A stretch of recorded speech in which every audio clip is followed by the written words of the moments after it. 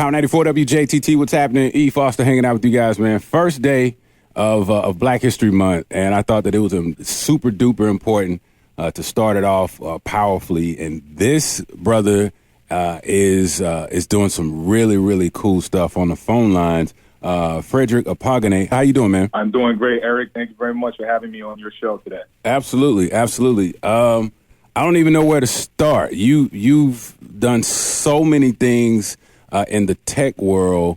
Could you give a brief overview of the things that you're doing? Certainly. I'll start with just a quick synopsis. Started coding at 14. Started my first software business at the age of 18, and provide a lot of software solutions and smart city solutions to private organizations, government organizations, several startups, and hundreds of businesses nationwide and globally. And Jego is my most recent venture. It's backed by investors. We're focused on designing and manufacturing driverless vehicles, technical terms, autonomous vehicles that are also electric vehicles, so EVs. Mm-hmm. And our goal is contributing to driving the adoption of these technologies to create a more sustainable future that benefits especially people in our community. And we're not left out of the future of automation. Jego is also using autonomous vehicles to connect businesses to customers on the go using driverless technology. So you'll be able to go on our mobile app, the Jego mobile app, and find the closest Jego pod, which is the autonomous driverless vehicle that I was talking about. And it brings services such as COVID testing, IV therapy, and products and services as well. And also it's used for transportation as well. So this is happening right now. So it's not happening this very second because there's a process with regulations and with deep tech. There's also a process for rollout. So before we get to commercialization, we're dealing with, first of all, piloting them in cities. We're working with several government smart city related organizations that we're piloting our solution with. And also, but what we're leading with first is our electric vehicle charging infrastructure and the energy infrastructure that we're partnering, again, with municipalities, government, cities, and private organizations, and even businesses that have parking lots to roll out these EV chargers. Because in order for our pods to work, we have to roll out our EV chargers, electric vehicle chargers, and our communication protocols. So where we are right now, we're building out the routes and going through regulations and the manufacturing process before it hits the road. But they can get to see the product visual and some of the product images on our website, jegopods.com, and also on startengine.com/Jego. I was just about to ask about a prototype and how people could see it. So this is like you're crossing over into other industries as well. I'm pretty sure you're catching the ear and eyes of solar energy and energy. It's a big energy play for us. The name Jego, the J was inspired by the goddess of commerce, the Yoruba goddess of commerce. That's where the J is from. The go is mobility. So Jego together is commerce on the go, basically, right? But with the vehicle, it's like a mobile battery, a big battery. So on top of the roofs, we're going to have solar panels as well, where you're able to charge the vehicle. The vehicle provides energy to the grid, to the houses and stuff. So yeah. I want to kind of like go back earlier, like even, elementary school, middle school. When did the technology bug bite? Did you have parents or people in your life that kind of geared you toward STEM? My dad. Okay. My dad, definitely. My dad is definitely the one who influenced that heavily. And I start from, but for me personally, I've always been a computer guy. I used to pride myself as a kid when my father bought a computer, a TV, car, whatever it was. I would set it up, put it together without reading a manual. I used to love doing that. Like, I actually used to tell my dad, don't worry about the manual, I got it. And I put it together. So I started doing that as early as like 3-4 years old.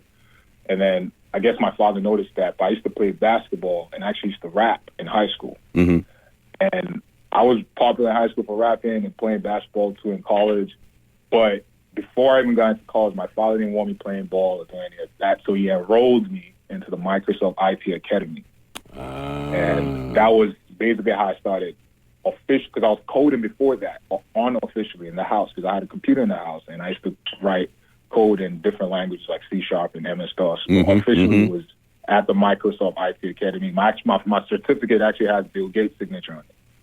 So I didn't think it was a big deal back then when I was 16 when I got it, when I had Bill Gates' signature on it. It's actually with my father because I was in high school. But now as a tech, you know, the last 15 years of my career as a tech businessman, that's been something that's, you know, it's a little bit, it makes sense. But most importantly, I'm going back to my dad. You know, he owned a furniture factory, and I spent a lot of time in the factory.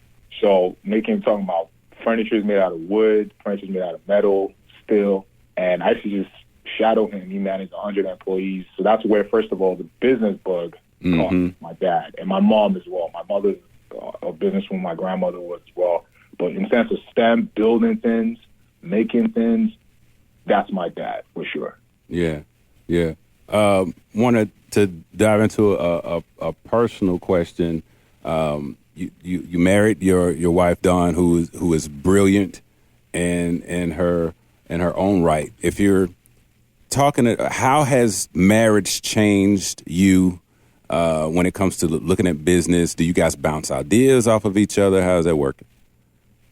It is pretty much like that. You know, I work like almost around the clock because first of all, I have clients, customers, businesses in different time zones, and I have to be up at certain times when it's if it's 2 a.m. here and it's like 9 a.m. somewhere else. So like that's my world. So I'm always, talking about business. Same thing with Dawn has a healthy balance, right?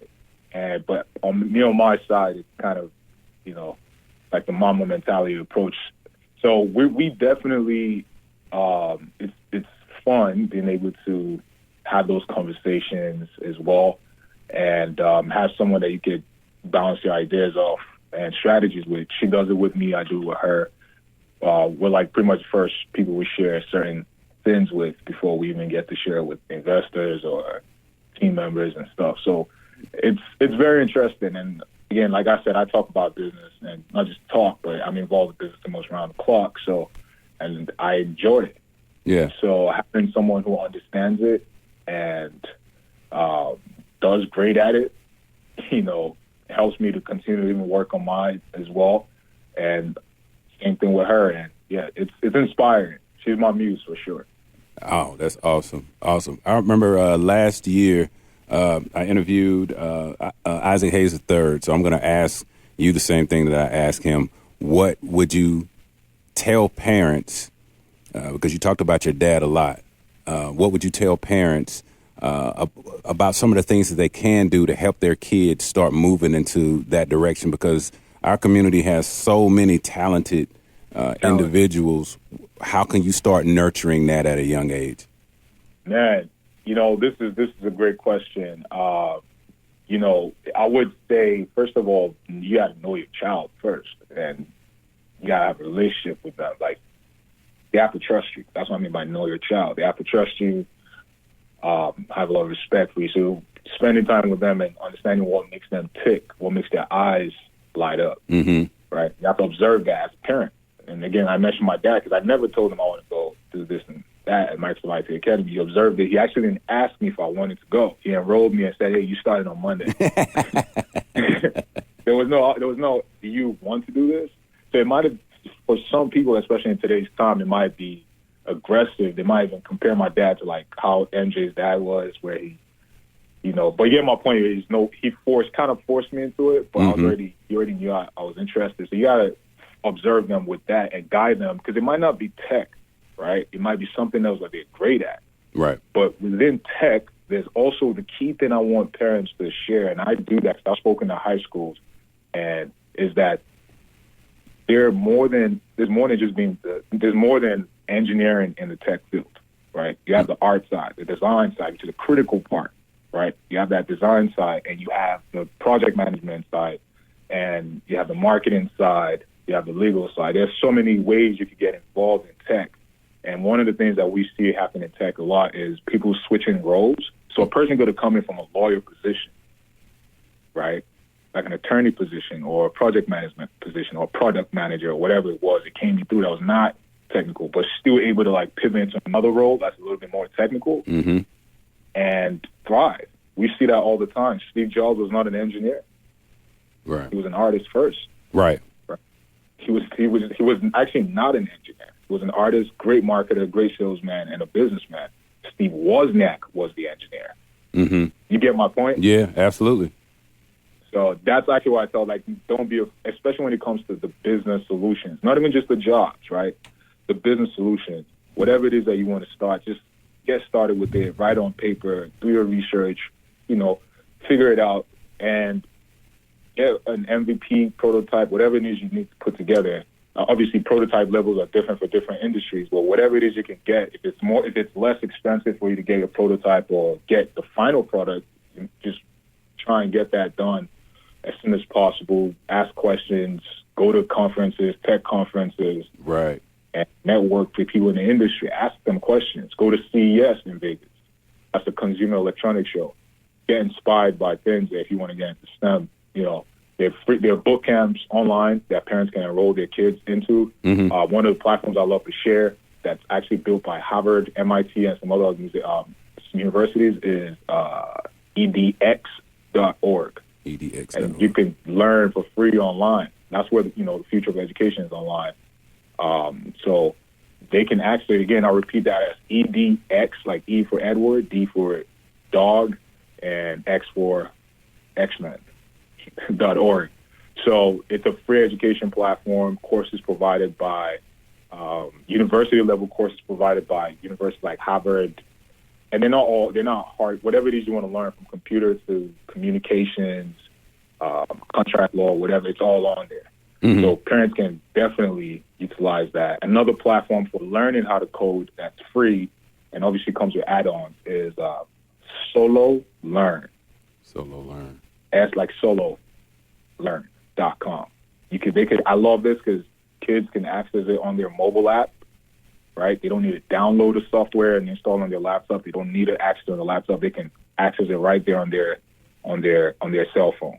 Right. So these are two things I share with kids a lot because, again, I started very early, and I love to always say, thank God that my father gave me that option. I have teammates from playing basketball that are not able to pivot, right? So I'm sure we all do. We all got those friends that, the athlete friends. I have friends in NBA and friends from college basketball that just couldn't pivot, right? When the career is over.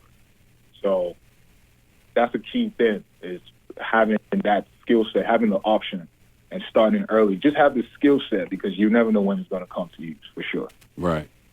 Especially when you plan, it definitely comes into use sooner than when you don't plan with it. So, yeah. Yeah. And then you have the money side, which is a whole different. Oh, do you want me to talk about? Oh, absolutely, man. Because we've got a lot of entrepreneurs that, people that say that they want to start up a company, but they don't even know what seed funding is. They don't know what crowd. You know what I mean? So. Yeah. Okay. So there are different sides to this. All right. Okay. So you want to talk about the funding side? Yeah. I mean, just certain, if just a basic overview of people, they don't know that you don't necessarily have to go to a bank to get a loan. There are other ways that you can help start this company, but sometimes they may not have that information. Yeah, it's useful information. And so traditionally, typically, when we start businesses, including myself, we're taught, especially within our community, is to the Black communities, to build a business where we want to own 90%, 100% of the company, right? That's what we're kind of taught, right? Or that's what we thought we were supposed to do. However, when it depends on how big you want the company to be, and really any business, right? If you could start with your F&F round, or you could start with your money. F&F is family and friends. I always like to start with my money, right? Because if I don't have skin in the game, I'm just playing with people's money, right? That's my perspective. Because when your money's on the line, you're going to make sure that other people's money is also safe and protected. you're going to fight for it. And you also already have buy-in.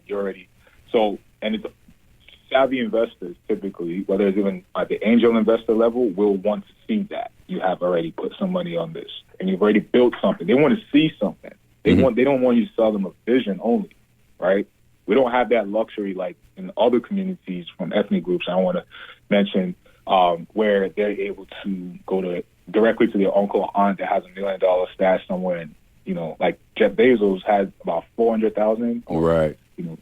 Straight up, right up. We don't have that on average in our community. However, like you were saying, so we have the F&F round. You start with your money. The next step, you create something, right, with your money, whether it's the visualization, the design, build product. Again, every business is different. So if it's a mobile app, for example, let's start with that, because I have a software company. I build software and mobile apps for businesses and startups. So what I always see is mobile apps are not as expensive. Also, they solve a lot of problems, right, depending on what you're looking to address. You start with that, 10 grand, 15 grand, whatever it is, or less, and then take that with a presentation, take that to your friends and family, the F&F round. Obviously, before you do that, you have to incorporate your business and go through all that legal process, file as a corporation or LLC. Investors love corporations, right? So you can incorporate in Delaware. There's DelawareInc.com that helps you start up there. So there's that. And then you're able to go actually, because you can't talk to investors if you don't have a corporation or a business incorporated. They look at you as an unserious person. So once that's done, you secure F&F round. You can raise anywhere from 20 to 100,000 plus, depending on your network. You use that to build your MVP. That's your minimum viable product.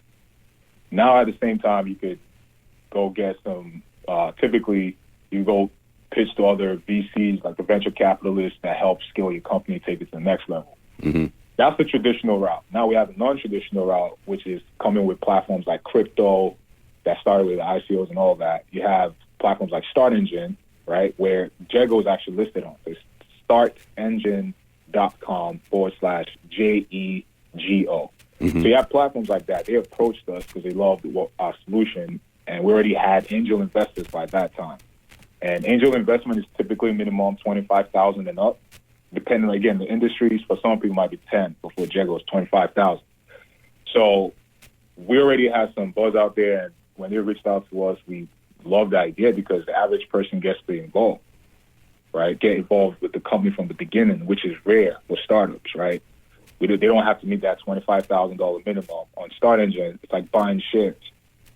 It's like you are buying shares. What I meant to say, it's like buying shares on a platform like Robinhood, or any of those platforms that making it easy for businesses for individuals to buy shares in these businesses.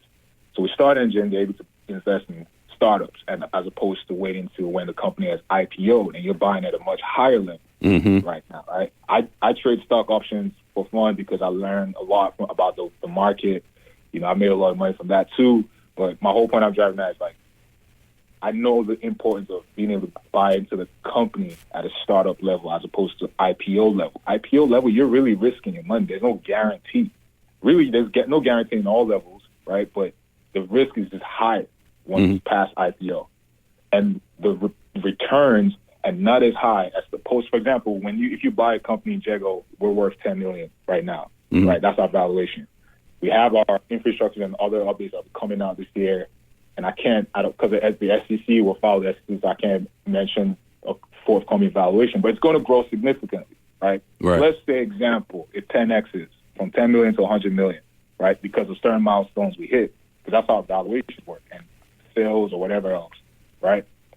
Now it's worth 100 million. So whoever bought in at 10 million valuation, the investment just next. Now, we're not even talking about $1 billion yet. So a person who bought in at 10 million, that's 20. Let's say they invested 25,000. 10x on 25,000, you're looking at 2.5. Wow.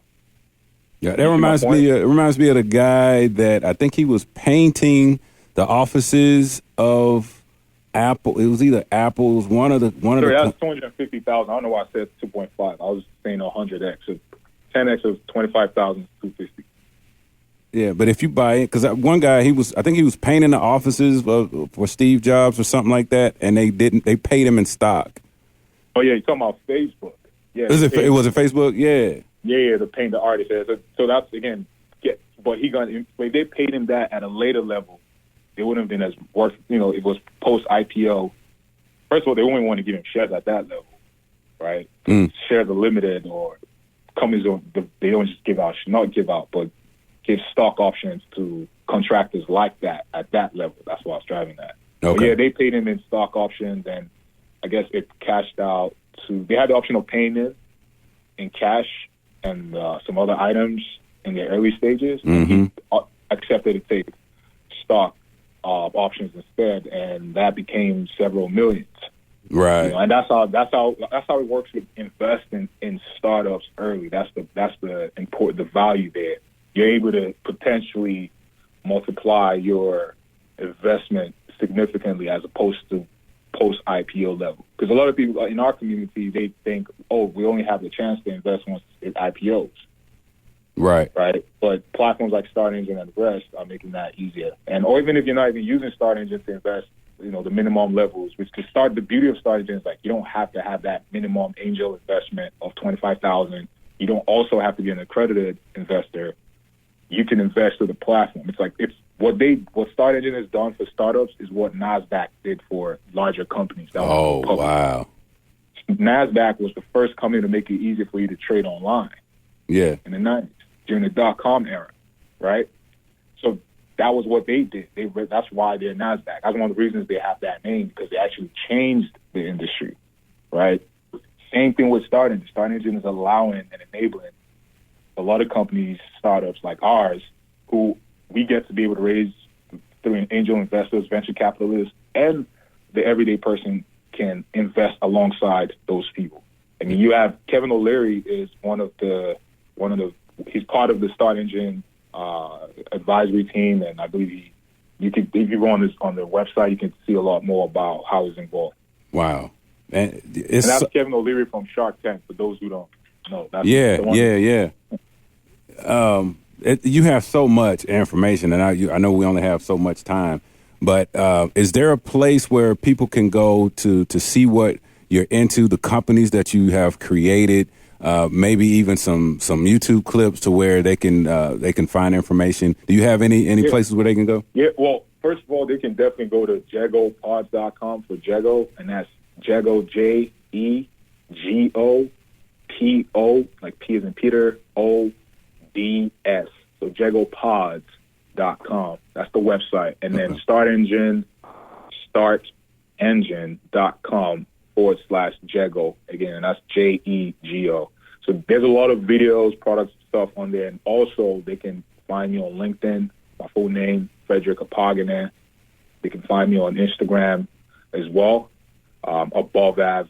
So it's like above average, but ABOVAV_mind.